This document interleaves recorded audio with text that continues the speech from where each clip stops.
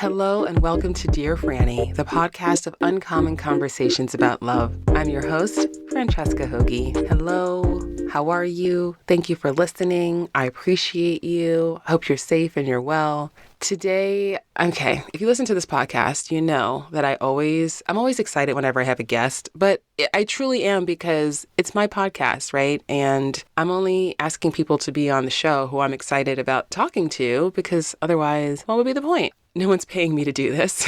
I'm doing this as part of my creative expression, and that is what this episode is about. This episode, my guest today is my friend. Her name is Nadia Payan, and she is an incredible artist and teacher and human being. And I was really excited to talk to her about creativity and the work that she does. She's an artist, she's a mentor and a guide who supports conscious creatives go inward and share their work with the world. She's found her calling teaching others how to embody their true creative expression and soul's purpose. That was her bio.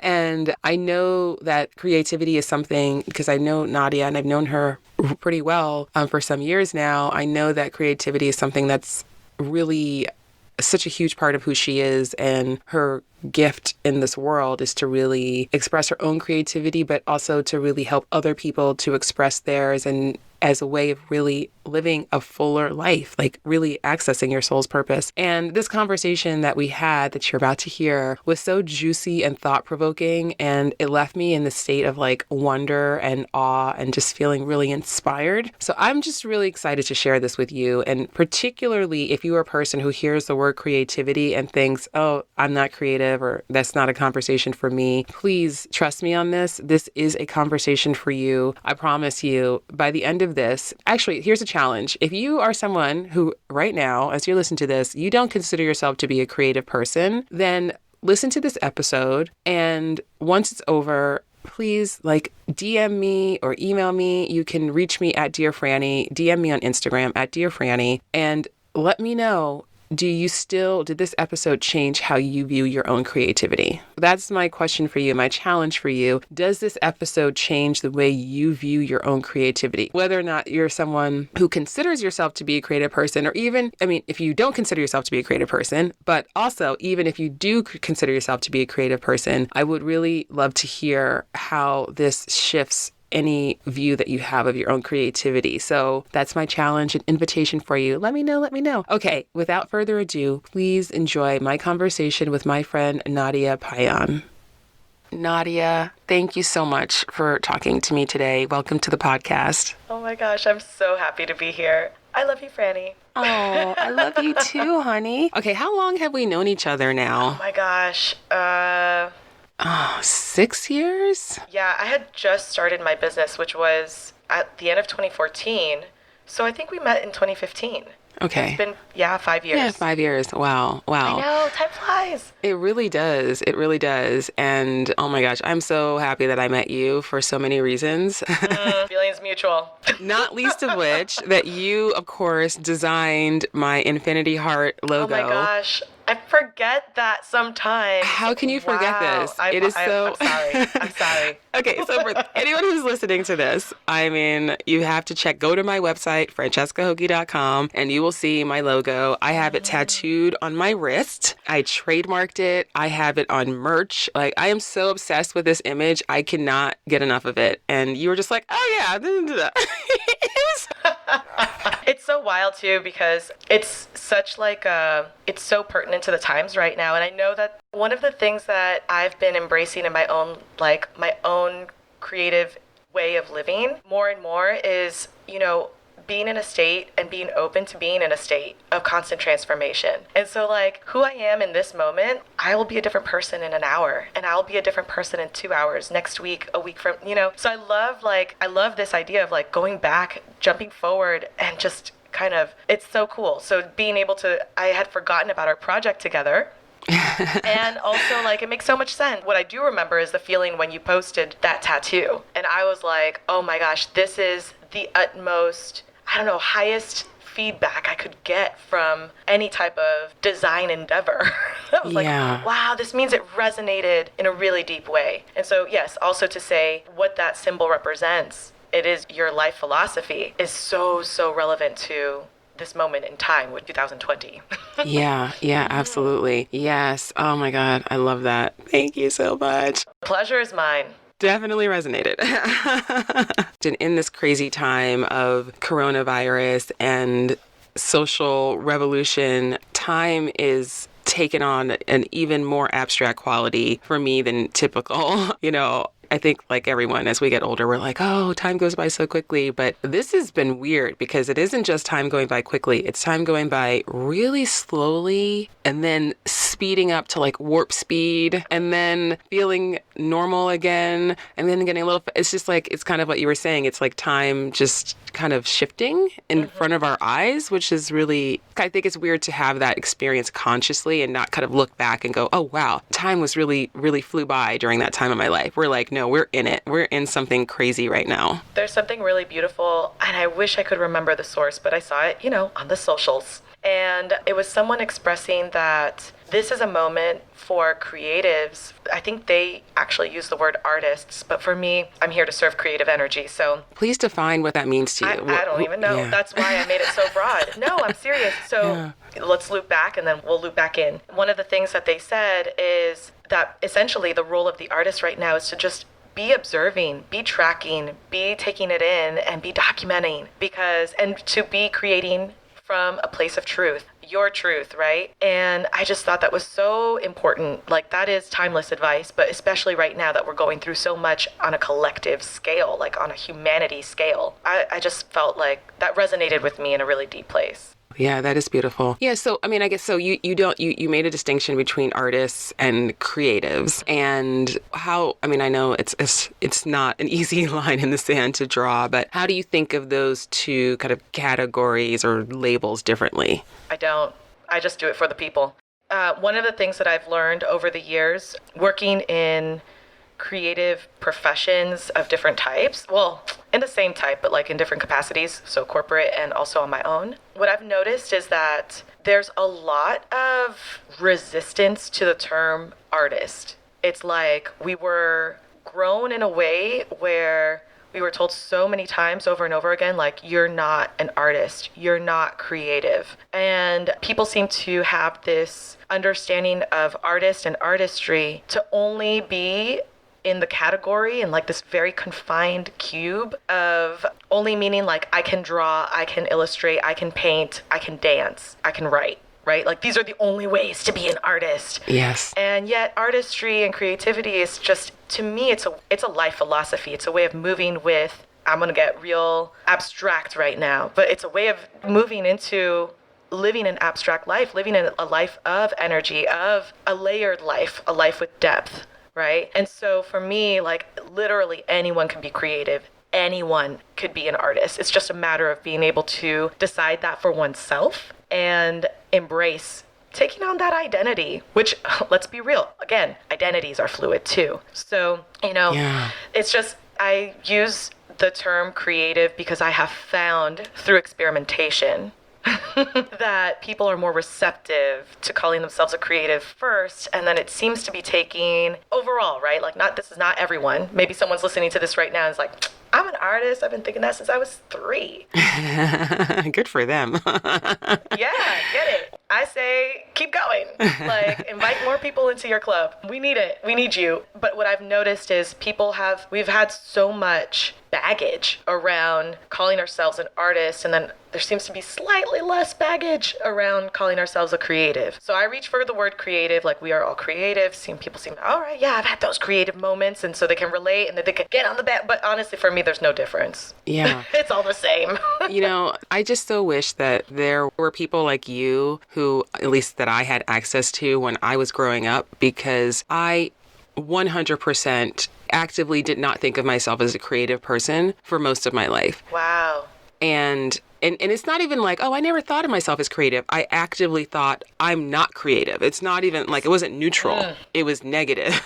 And I had a brother, an older brother, Mark, who passed away, but he was 2 years older than me. And he was an artist. He had his own comic strips and he was a cartooner and he just like, you know, he drew, he wrote, he liked music. And so it was like, oh, he's the artist in the family. And I was like, well, he has talent. He's an artist. He's a creative one. And then like, where does that leave me? Like, I can't draw. So anyway, and I definitely know that for me, it limited me so much thinking of myself as someone who wasn't creative. It limited me so much in my life because every time I was leaning towards something creative that I wanted to do, that I was drawn to, I always held myself back. I can't do that. So I'll do this other thing that's maybe adjacent, but I won't then be saying to the world, oh, I'm creative, because I'm not. That's how I thought of myself for a really long time. And isn't it funny that one of the things I picked up, thank you for sharing that, I think a lot of people can resonate and have their own version of that story. This is the wildest thing to me. It's so wild to me. Why could there be only one? Who made that rule? I know.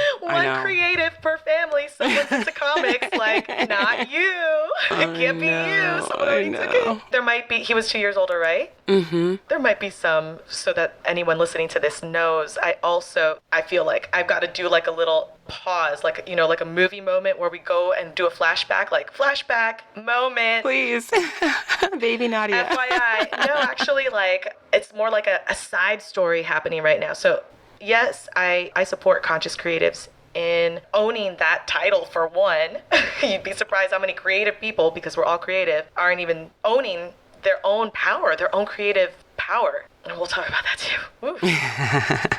But also just part of the reason why I say I'm here to serve creative energy and I'm here to serve the energy of creation is because I'm not quite tied to what that looks like. So I have my own business, yes, and I also am currently getting certified as a Montessori teacher for ages 3 to 6. And so I often joke around that, like, right now, at this moment in time, my clients are from ages 3 to 61. Amazing. And I'm loving it. It's the best. And so, you know, if you ever are looking for where creative energy can live, go talk to a child under the age of 6, please. Just oh my God. seek one out. They are pure creative force. And I'm happy to, you know, hold space for them as they learn how to read, as they learn like the practical things, skills that they need to survive in this world. But then I get to relish in their creative endeavors. Like, everything is a pure act of pure creation. So looping back, the pause has stopped. To you and your brother, there was probably some sibling dynamics there too. Yeah, definitely. If you were the younger one. Oh, yeah, for sure. Yeah, and it's not like anyone ever said, you don't get to be creative. I mean, I think actually, if I were to have this conversation with my mom right now, she'd be like, you're always so creative. What are you talking about? But it's just the way that we think about ourselves. But there's something else that you said that I think a lot about, and it's really looking at children. You know, I don't have children, but I have a lot of children in my life, or I have a lot of my babies, my godchildren who are all growing up. My godson just graduated from medical school. What? Yeah, I can't even talk about it. Oh, my baby, I'm so proud of you. Sam, if you're listening, I could just cry even just thinking about it. But get it, Sam. I'm so proud. But I think about, and I love that, and I really want to hear you talk more about purpose and how you really help your clients connect to that. But I think a lot about purpose too, as you know, and I think about like these heart-centered needs that we all have, and I look to children as like you look at children and then you kind of understand everything you need to understand about being human, right? Like, we all need love, we need connection, we need community, we need intimacy, joy, purpose, abundance, creativity, accomplishment, morality. I think that's a need that we have. Acknowledgement, huge. Health, like you can look at kids and like you can see like, oh yeah, we're born with this. We're born with these needs. But then so many of us live lives where we're not at all fulfilling, these really deep rooted needs, which I think is why so many people feel disconnected from purpose and understanding what their role is in this world, because they're disconnected. So please, I want to hear you talk about that, how you view purpose and how you help your clients. Oh my gosh. Oh, that was so delicious. Thank you so much for all of that. And especially your own reflections too. I do. One of the things that I have learned from being around children in a Montessori environment, And I'm similar to you in the sense that I do not have children of my own, and yet they're such a core part of my life. And one of the things I love to remind my clients is the adult ones, not the children ones. They don't need to be reminded of this, but the adult ones do need to remember that we have been children before. We have direct access to our own, I think the term that like maybe they might use in psychotherapy and stuff is inner child. But I actually believe like, you know, there really is like a mini Nadia or a young Nadia, different ages, right, living in me at any given present moment. A lot, I'll be honest, like a lot of my life, and I invite anyone listening to this recording like to go ahead and explore this. Like, were there any agreements that you made with yourself when you were young? And what do you think about them now? You know, do they still hold true? Sometimes you might find a really pure agreement or contract that you've made with yourself that you actually like have broken. And I can give an example in my own life. So Maria Montessori, welcome to my brain. So Maria Montessori, who is the human that developed the Montessori Method, and it was definitely like her gift to mankind. It's a really beautiful process that really centers the child's ability to learn on their own. Like it's a very, anyway, I could talk about it all day. But one of the things that she said that I found really fascinating is that there's two periods in time where someone's sort of, she called them their psychic powers or psychic abilities, are at its most high, right? So one is that age range of like between 0 to 6 years old, where like literally your whole body is being formed. So many important things are happening in that time frame. Yeah. You are defining your independence. You're asserting who you are as a human being. You're understanding that you're, you know, a human.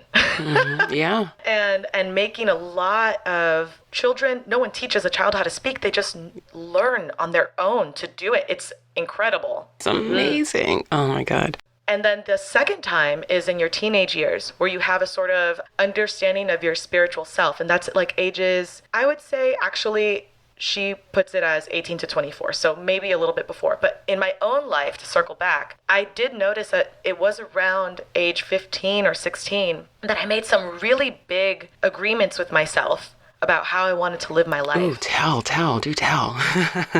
And then I promptly forgot them, right? And so I lived a different life until recently. I have many examples. Here's one that I love. So one of the things that we had to do in like the high school, I'm out of Miami, Florida. This is my hometown. So we read a lot of like Latin American literature in my English class, which is kind of funny when I think about it. Anyway, there's a genre of literature called magical realism, and it is very linked to the culture of the Americas, right? Yes. And so what it is seeing the beauty and magic in the mundane, making the ordinary extraordinary. So FYI, for the readers out there, House of the Spirits by Isabel Allende changed my life, and 100 Years of Solitude by Gabriel Garcia Marquez. And I've really got to memorize the name of the author who wrote like Water for Chocolate, because that was the other book that I just read those three in like and I'm a voracious reader, like in no time. And I remember having a feeling like this is the life I want to live. I want to live in magical realism. Wow. And then, you know, you go to, for me, in my case, I went to university, I moved to New York City. I was like working in advertising, in like digital strategy stuff, paid search. And I like forgot that. And as I clocked in more years of life and of lived experience, at some point, you know, I think everyone reaches that point where they're like, what is my life really about? Like, where am I really going with all this? I've got this one. This is the only iteration of this one life that I've got. And so what am I up to? And some people, you know, more power to them when they're 15. For me, it was in my late 20s. And that's when I left corporate, because I was like, if I stay in advertising, making commercials in this traditional way, I'm not living into the magical realism that I so desire in my life. And so having my own business allowed me to get more creative, allowed me to say, you know what, let's do something different. Let's start from a soul purpose. Let's start from a heart-centered space. Let's start from acknowledging our own humanity and our own humanness. And what happens there? Like, what happens from there? What are we going to create? In your case, you know, a beautiful philosophy that you already embodied, but it turned into, you know, the marketing tools. Like the tools can come later. Yeah. That's the interesting part, is asking yourself, like, so as I lived, I've realized, there are certain agreements that I've made with myself, and there are other ones I'm happy to share them with someone on another time. But that's a really huge one that I was like, oh, wait, I would like my life to be like this. And I had in my teenage years a sense of like, yes, this is it. And then like life, society, societal rules, ways of surviving in our societies. It's amazing how we get the message we need to conform. Absolutely. And that's why I was going to actually say, when you were sharing that, you know, your mom never told you that you weren't creative. Go mama power. That's great of her, because not all moms are like that. Yeah, I have the best mom. Me too. No lie. And so she's not the only one who has influenced your life. So there's a lot of reinforcement of that way of thinking and that way of being already, even just this approach that art is a class that you take. Yes. In school. Seriously. And it has been defunded. It's just not based in truth. What would happen if a child understood that creativity was a tool to use in every single subject matter? Yeah. What would happen then? The world would look very different. Well, I've actually shared, like, creativity to me is absolutely revolutionary. It is. Because if people understood that they could change, that they could come up with something new, something different, something true to who they are, and then find the tactical solutions to be able to make it work. Because I actually do think that I'm going to use the word conforming. It is not my favorite word right now, but like some aspect of conforming, and by conforming, I mean understanding that we're not in this alone, right? Understanding that there are ways in which we have chosen to interact with one another, having businesses or... I mean, we're so interconnected, yeah. Yeah, exactly. And so like honoring that, being a part of a community, honoring that aspect, and also like honoring your own creative power and understanding that you can literally come up with anything and make it work. That changes a lot. Like that's very, very powerful to understand, and not just to like intellectually understand it, but to really feel it in your bones. It's so powerful. The world would be different. I mean, it's like a dream thinking about that. First of all, I love that you were like, magic realism. That's my jam. That's what I'm going to, whatever I'm going to be in this world, it's just going to be this, fantastical reality. And I love that. And I can relate to that too, because I certainly didn't state it in that way, but I was never a kid who really knew what I quote unquote wanted to be when I grew up. And that was something that really like obsessed me throughout my childhood. Like, what am I going to do with my life? It was very clear to me by the time I was a teenager that I knew what I didn't want, and I didn't know how to articulate it at that time other than to say that I didn't want an ordinary life. And what I mean by that is, my parents, I totally hit the parent jackpot, but, they had a life of a lot of obligation, and they didn't have a life where they were free to follow their hearts. They had lives where they had to work and they had to support their family, and you didn't like it. Like, that's too bad. Like, that's life, and I think I saw so many people around me just living in that way of, I don't want to make it sound like, of course there was joy, there was, there were good things too, but more, I think professionally is what I'm talking about. And I just, I didn't see anybody who liked what they did for work. I took the subway every day in New York City and I saw miserable people commuting to their jobs that they hated. And I was like, nope, don't want that. All I know is that I don't want that. My life is not going to be ordinary. I don't want it to look like that. But then just like you, time happened and I conformed for many years. Then I finally was like, okay, my soul, I literally used to be at work when I was still a lawyer, and I'd be in the office and I would feel like this job is crushing my soul. Like I literally, that's what I would think in my head. And I still stayed there for years because I didn't know what else to do. So I just think if we could really redefine creativity, as you said, is something that you can apply to every area of your life, that would just be transformative for people. Absolutely. And making space for imagination too. Imagination is one of these things that, again, it's an underutilized tool, and yet we need it in every aspect of our life. Just taking a moment, if you're able to, and imagine something else, like using your mind's eye to imagine what you might change in that moment. Like if you could change anything right now in this moment, what might it be? Children are great at that. They're just like, well, let me tell you about this fantastical thing that I just came up with. Yeah. Because they have no limit to their imagination. They're in a state that we all have access to, remember, because just a reminder, because we all have children living inside of us. We've all been children. Yeah. Every single one of us. You don't reach adulthood without first having been a child. It's a beautiful rite of passage that we get as human beings. And children are so skilled at imagination and imaginary thinking, because literally, I mean, you should see when I tell a child that 0 exists. They've learned 1 through 10. Yes. And And then suddenly I'm like, and look, there's a Montessori lesson. For the Montessorians out there, the spindle game is what it's called. But, it's a way of quantifying for them to understand the concept of the numbers 1 through 10. And it's also in that game where we introduce the concept of 0. And I mean, for us, that's ordinary information. For them, it's extraordinary. When you start understanding that context that a child just lives in a magical world, they're like, what? All these symbols, a, b, k, d, you mean if I combine k, a, and t, I make cats? I have a cat at home. Did you know? Like, it's wild for them. Like, it's really, and so if we just applied a little bit of that innocence to our own imagination and started imagining in a moment, just taking, and here's real time bending, right? It doesn't take a long time to imagine. You can just spend 30 seconds. Yeah. Oh, yeah. Imagining what you would change in that very moment. Like, oh, I'm in my cubicle right now. I'm going to imagine what it would be like if I were in a different environment. Same job, different environment. Just even imagining something as simple as that. Oh, I did this job this exact job, but it's on a laptop in the mountains overlooking a jungle.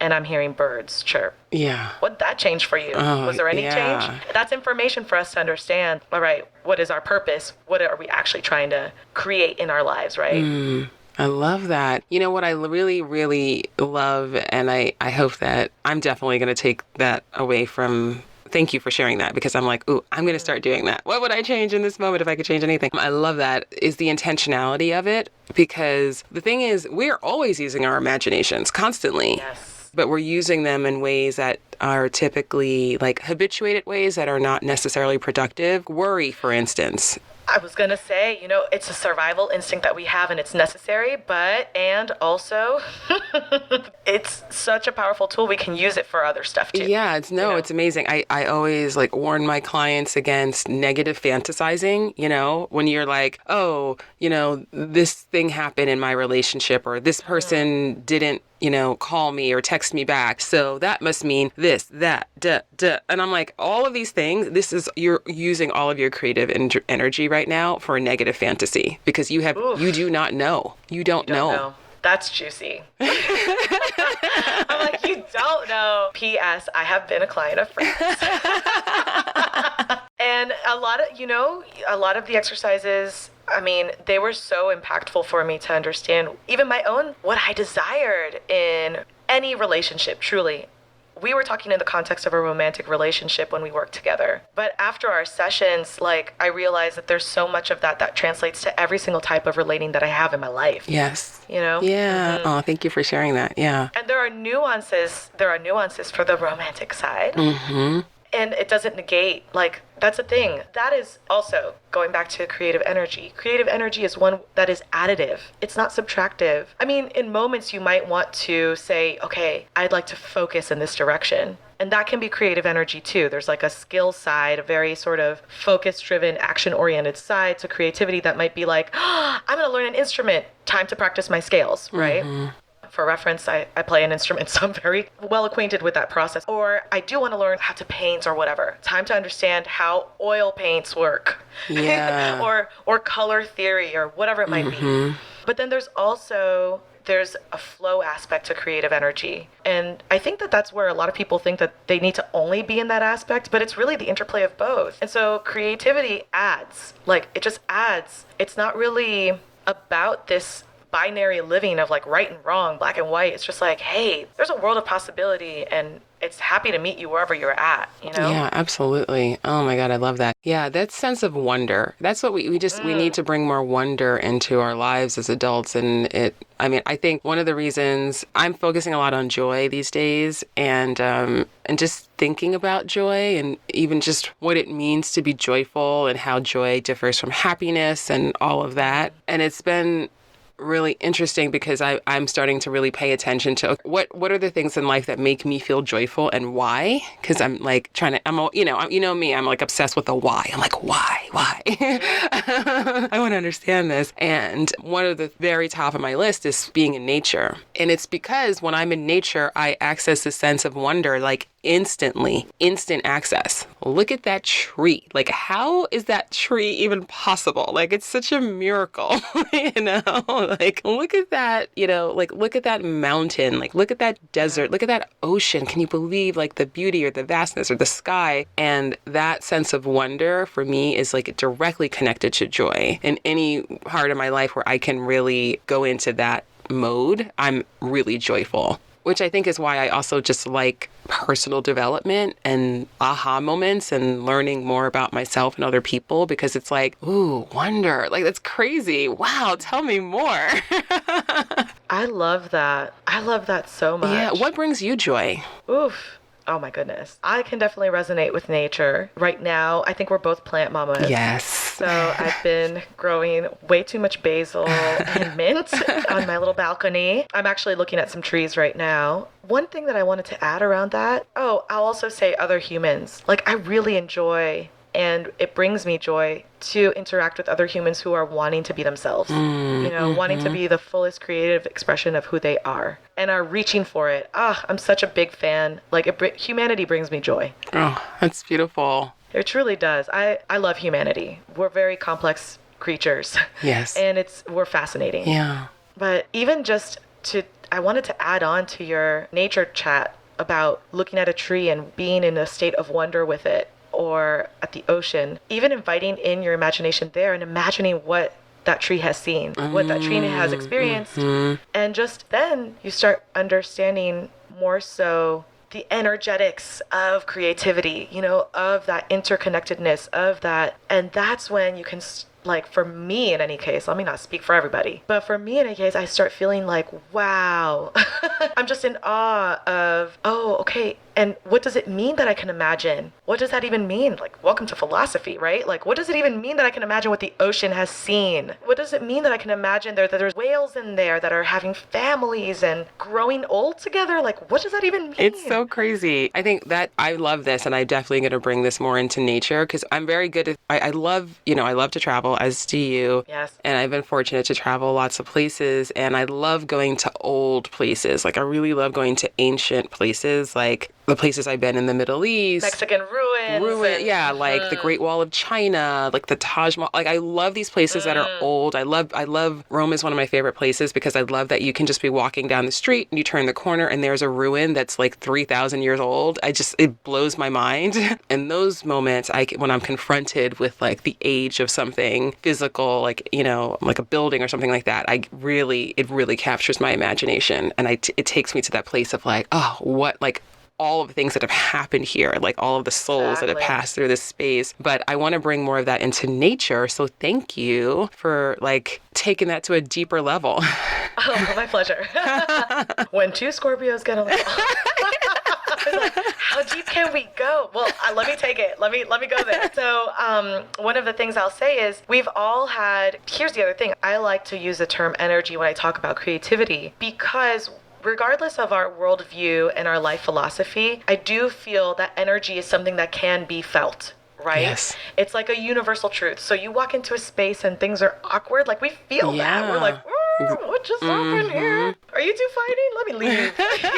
Like, we've all had that experience. And same thing with when you like see a friend and like you're just excited to, like, I definitely am feeling the energy between you and I, that like we're having this conversation. We have a lot of deep care for one another, and like it feels delicious, right? It feels good. And that is like all of that. When we invite that more into our lives, just like acknowledging that that's even there, or even looking for it, like being aware that that exists and being like, oh, I don't feel the energy of anything right now. Like, let me think about that. Like, where is it? And then inviting it in. It doesn't have to just be, it can literally be anywhere, in a really familiar place too, like in your home. Imagine if you were just like, what is the energy in my kitchen right now? Is it one of like focused work because I'm working on this new recipe? And, like that's juicy energy for me too. And like when you're just like in the zone and you're like, yeah. I'm like, chopping carrots, I love being in the zone. The zone is my favorite place. I love it. But then there's also like, or, you know, like, what is the energy here? Is it free flowing? Is it nurturing? There's so many. And I think just like building a practice of awareness invites more creativity into our life. And then creativity, I really wanted to say this. When you asked me about joy, I love joy.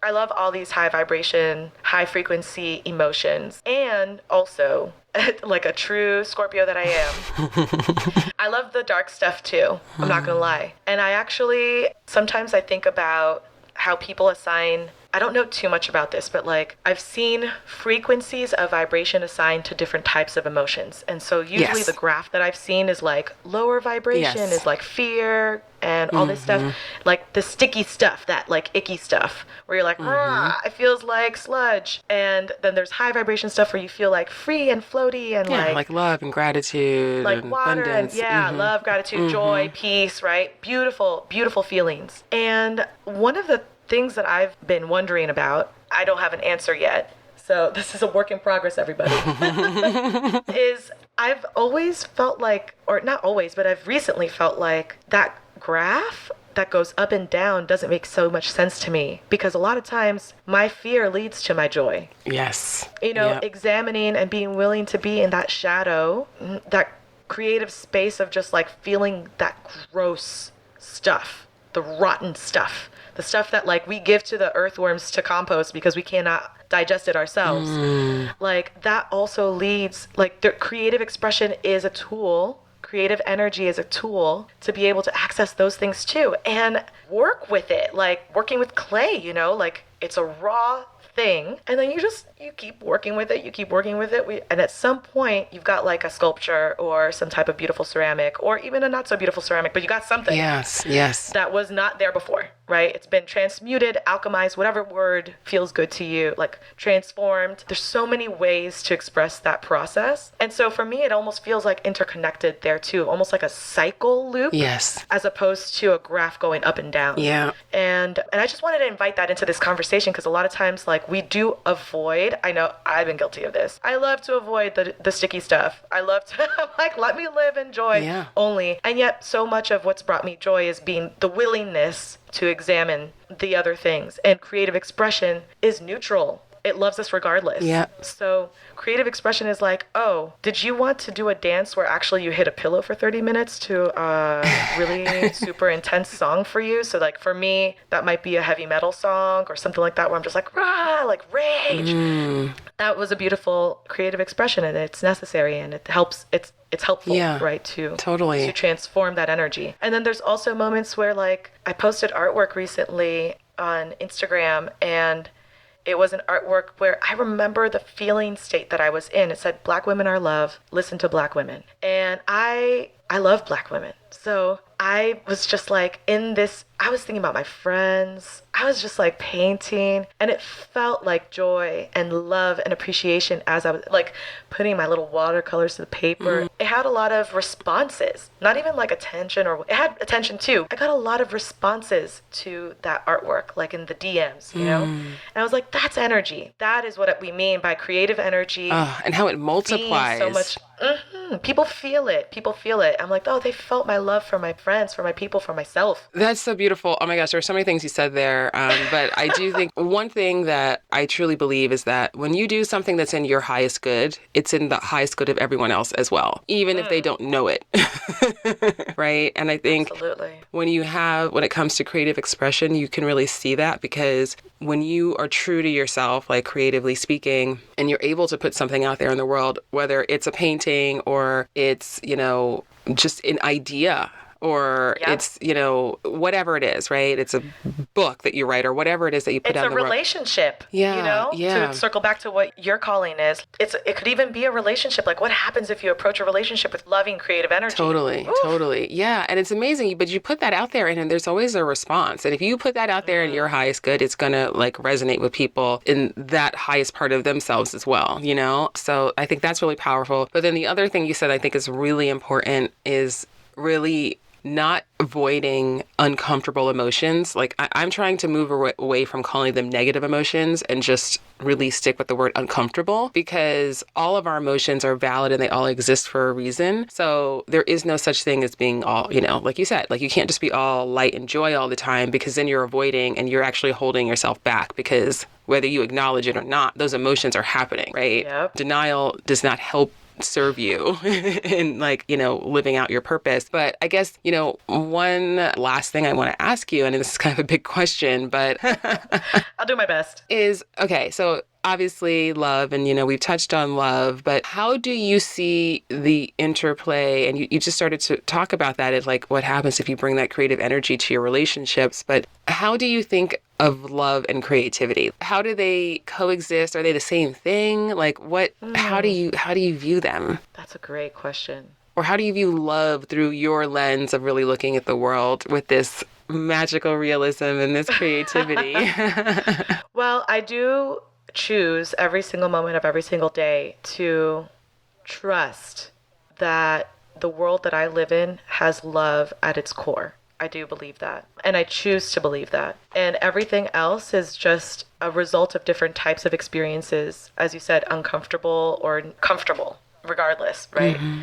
So, and the relationship, so that's my personal life philosophy. Like, I do believe that underneath all the hurt and pain and traumas, there's just a child that's wanting to be loved. And whether that child is this planet Earth, or an individual that I happen to know, or someone, or a stranger that I don't know, or an animal, or a plant, like, I do believe that there's love at the core and a desire to be loved at the core as well. And that, for me, reinforces that interconnection that I reach for in my whole life. Yes. Oh. And in terms of that combination of love and creativity, because I want to say something about that. I'm not quite sure what I'm about to say, but I just feel like I don't know if they're the same thing. The thing I can say that I have experienced is I do believe that creativity and creative energy and like the energy of creation, right, is a loving energy. And so like and that's why I said like it's so loving, it's neutral, which is like one of the most beautiful types of love there is, like a love that has room for the person to be themselves, right? And so, like I said, creativity will meet us at our worst and at our best if we're going to use that binary, or at our most uncomfortable and our most comfortable. Yeah. To use more of your terms. And then when we apply that to a relationship and relating with one another, whether in business, in love, in life, in family, in friendship, any type of relationship that we have, there's endless, infinite possibilities for that love to be experienced when we see the other person or the other being on the other, like that's in front of us or on the other side of a screen, or in this case on the other side of a headphone or sound box, that we see them as capable, creative beings, that they have their own way, their own unique way of expressing themselves, and that we can trust that is, quote unquote, a right way, right? Like, it is their way. It is right because it is theirs. Well, and I think that is love, to honor other people that in that way, That's so beautiful. My goodness. Nadia, thank you. I'm just sitting here like, oh my gosh, this conversation is giving me so much to think about. It's really inspiring. Thank you. Thank you so much. My pleasure. I love talking about this. I know, me too. This brings me joy because I'm fully in a state of wonder right now. Just, oh my God.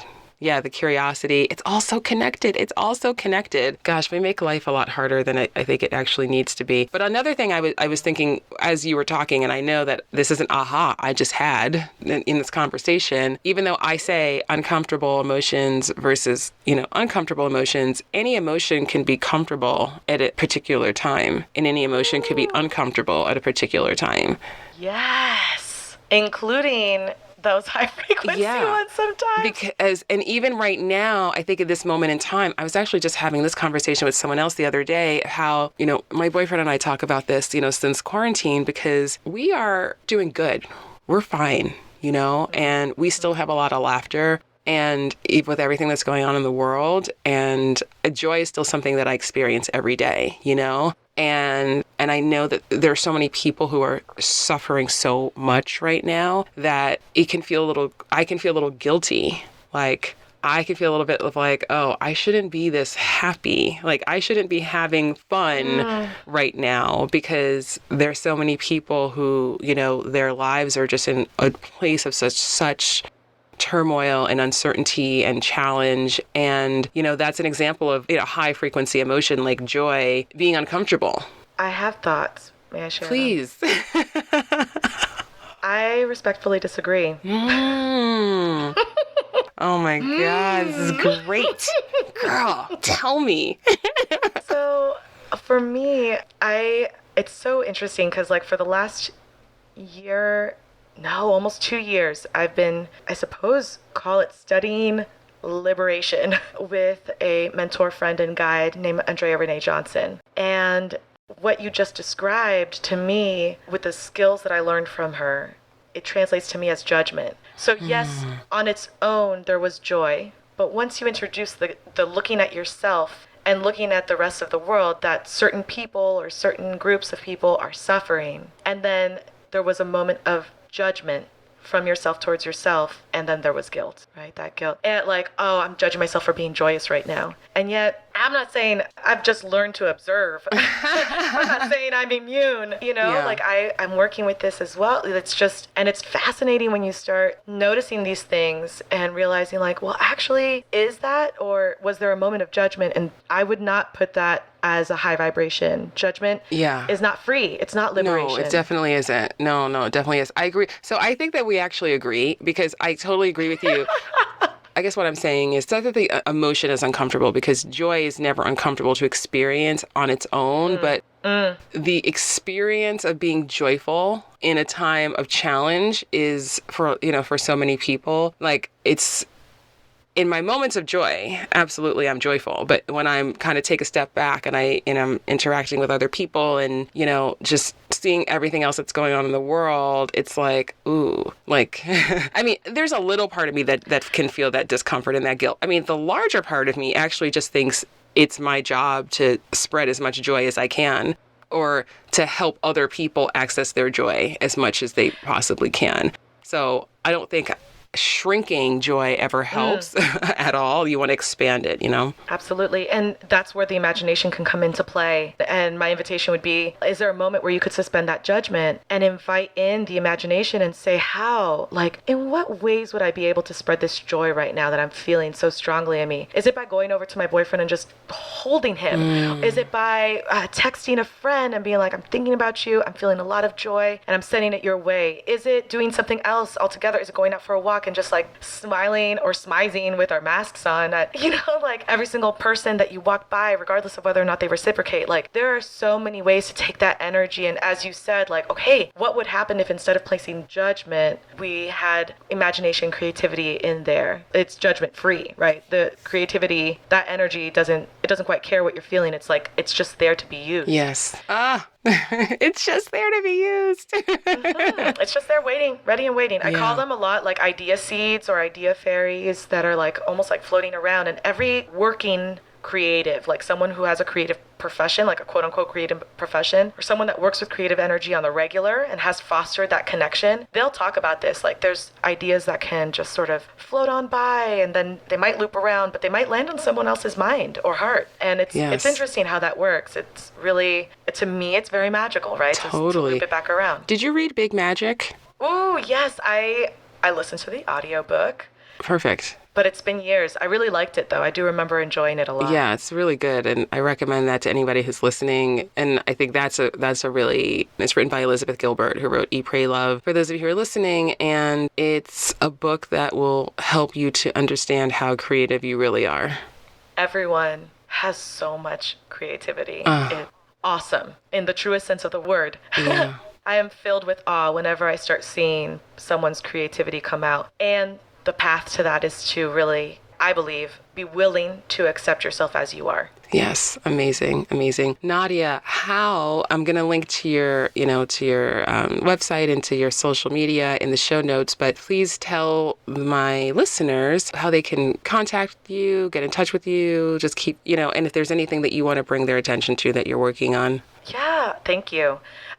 So my favorite place to play is definitely Instagram. And I'm Nadia Payan on Instagram, NadiaPayan. So you can find me there. Feel free to reach out to me, DM me, whatever. And then I have a website.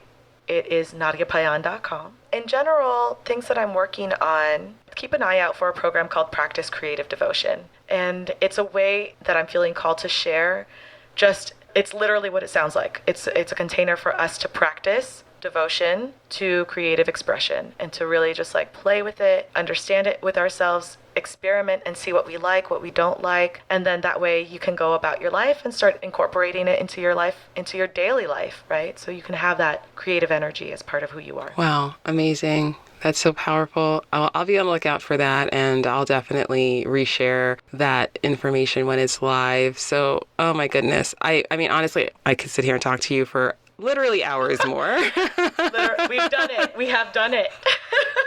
But I promise you, I was like, see, we're going to do this. We're going to do this in no more than an hour. And we did it. And this was so juicy and chock full. So I thank you so much for sharing your heart and your vision and your wisdom and your creativity with me and with everyone who's listening to this right now. Nadia, you are a superstar. I love you.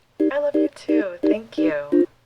Okay, there you have it, my conversation with Nadia. So, at the beginning of this episode, I challenged you to see if your view of your own creativity has changed as a result of this conversation. So, has it? I'm really, really dying to know. So please stay in touch with me, DM me, hit me up on Instagram or Twitter, that works too, @dearfranny. Let me know, did your view of your own creativity change as a result of this episode? And if so, how? Please share that with me. I would love to hear from you. I appreciate you. Thank you so much for listening. Be sure to check the show notes for links to Nadia's Instagram and to her website. She's Nadia Payan, NadiaPayan.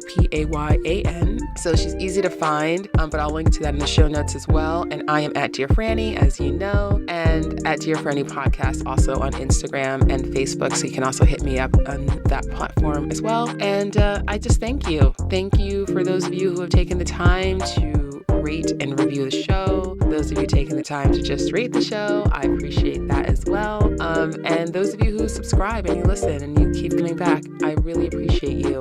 I'm going to be going from a weekly format to a bi-weekly one. So the next episode will be coming in a couple of weeks. And, but there's lots of other episodes. Oh, one quick thing I want to mention before I sign off. I have another episode about creativity, though it's a very different conversation, but also one that left me feeling really inspired and excited. So if you're fired up about creativity right now, go ahead and listen to the very first episode of Dear Franny Podcast, where I interview Tunde Adebempe, who is the lead singer of the band TV on the Radio. And if you're not familiar with TV on the Radio, you're welcome that I've now brought them to your attention because they're amazing, one of my all-time favorite artists. And I was so excited that Tunde agreed to be on the podcast, and I'm super fangirling out in that interview. So, just gotta forgive me there.